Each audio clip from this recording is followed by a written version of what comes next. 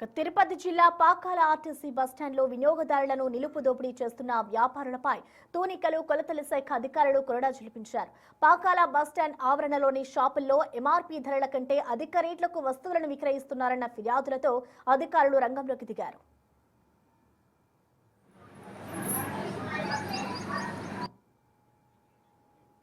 బస్టాండ్లోని Vinayaka cool drink షాప్లో ఒక bottle ధరపై ఉన్న 35 కంటే 5 రూపాయలు అదనంగా అంటే 40 రూపాయలు వసూలు చేస్తున్నట్లుగా అధికారులు గుర్తించారు.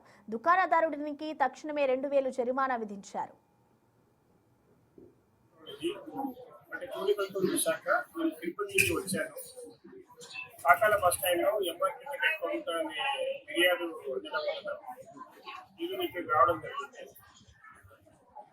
ఇక్కడ మేము ఈ బాబు దగ్గర 750 ml థమ్స్అప్ డ్రింక్ కొన్నాము.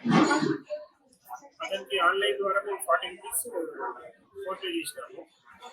కానీ తీరా ఈ బాటిల్ మీద చూస్తే 30 రూపాయలు ఎంఆర్పీ ఉంది. కాబట్టి 5 రూపాయలు ఎక్కువ అన్నాడని గమనించడం వలన తన మీద కేసు నమోదు చేసి 2000 రూపాయలు కాంపౌండింగ్ తీసుకుని చలన కట్టించడం జరిగింది. ఇదే విధంగా ఎక్కడైనా ఇలాంటి అవకాశాలు జరిగినా ఇప్పుడు గమనించిన ఎడల ప్రజలు కానీ మీడియా పర్సన్ ఎవరైనా సరే